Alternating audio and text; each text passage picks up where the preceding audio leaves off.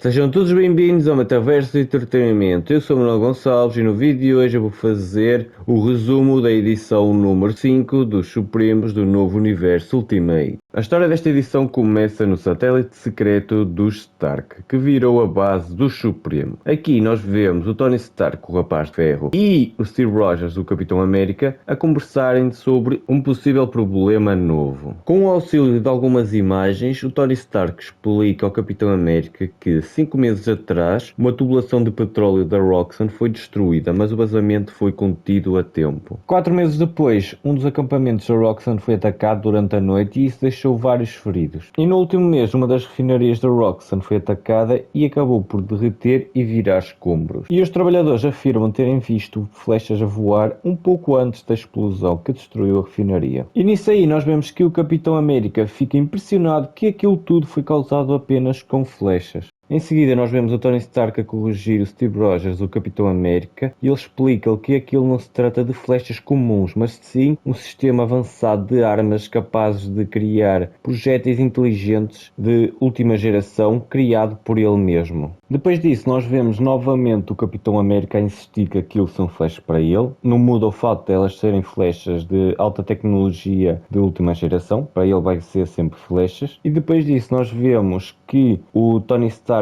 diz que tentou convencer alguém a tornar-se o novo Gavião Arqueiro, mas isso não resultou porque a pessoa recusou a oferta e depois abandonou o traje e os equipamentos e agora alguém apanhou-os e está a utilizá-los para atacar a Rox. O Steve Rogers diz que não vê problema nisso porque era isso que eles queriam, que as pessoas pegassem armas e virassem-se contra o conselho do Criador e os seus aliados. O Tony Stark comenta com o Steve Rogers que ele tem estado muito ocupado com as operações em andamento, como por exemplo a recuperação da Ilha Gama e a recuperação do Tocha Humana. Malta, agora deixamos aqui com uma informação extra. Esta Tocha Humana deste novo universo Ultimate é uma versão do Tocha Humana original, do primeiro personagem a usar o título Tocha Humana, porque para quem não sabe, o Tocha Humana John Storm não foi o primeiro personagem a usar o título de Tocha Humana, mas sim o androide Jim Hammond. E esta versão do Tocha Humana junto com o Namor são considerados os primeiros heróis da Marvel antes da Marvel se chamar Marvel, malta. E se nós formos considerar a ordem de leitura, o Tocha Humana veio antes do Namor, malta. Por isso, esta versão do Tocha Humana, Jim Hammond, é o Tocha Humana original e é o primeiro personagem da Marvel antes da Marvel ser a Marvel.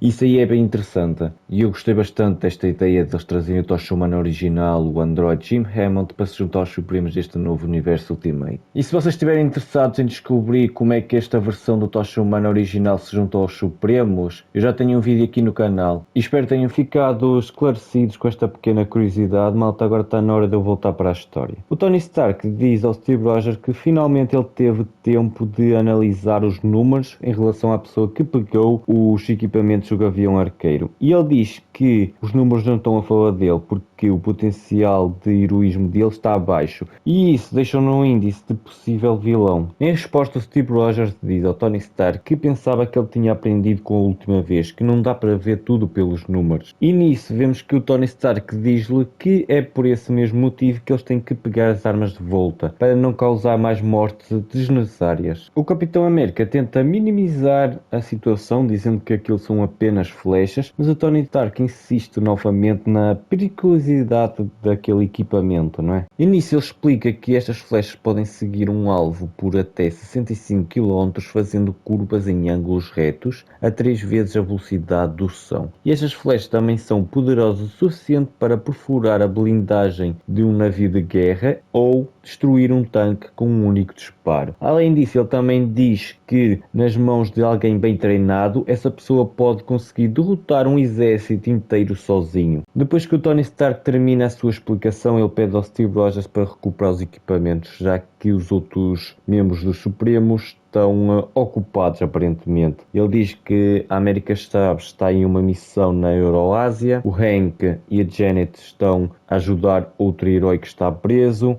o Thor e a Lady Sif, bem, ele não sabe onde é que eles estão. O Doutor Destino é sempre a mesma coisa. A She-Hulk diz que só sai da sua ilha para missões específicas. Basicamente está tudo uma confusão. Estão todos separados, todos dispersos. E o único que sobra para ir recuperar o equipamento é o Steve Rogers, já que o Tony Stark está muito ocupado com a recuperação da Ilha Gamma e com a recuperação do Tocha Humana. Depois disso, nós vemos o Capitão América em uma refinaria da Roxxon, próximo do rio Missouri, onde nós vemos que ele tenta iniciar uma conversa com o jovem responsável pelos ataques às indústrias Roxxon. Ao vê-lo, o rapaz brinca dizendo que mandaram um cowboy para o deter. E o Steve responde que ele não é um cowboy e chama o rapaz pelo nome, Charlie Ramsey. Obviamente o Charlie reconhece o Capitão América como um dos Supremos e, para o provocar, ele pergunta se ele não deveria estar a destruir uma escola ou algo assim. Em resposta, o Capitão América diz que não faz esse tipo de coisas, explodir coisas parece mais o estilo do Charlie. E em seguida o Charlie dispara sem aviso uma flecha em direção ao Capitão América. E isso dá início a uma luta entre os dois, onde nós vemos um pouco mais das flechas que compõem o arsenal deste novo Gavião Arqueiro do novo universo Ultimate. E este arsenal é bem extenso. Primeiro temos uma flecha repulsora, depois temos uma flecha que imita um barulho sónico, em seguida temos uma flecha que solta várias mini bombas, depois temos uma flecha com um gás tranquilizante e outra com um gás congelante. Em seguida vemos uma flecha que solta ácido, depois temos uma flecha com cancelador de inércia, em seguida vemos a flecha elétrica, depois é uma flecha com uma serra, em seguida temos uma flecha com um disruptor neural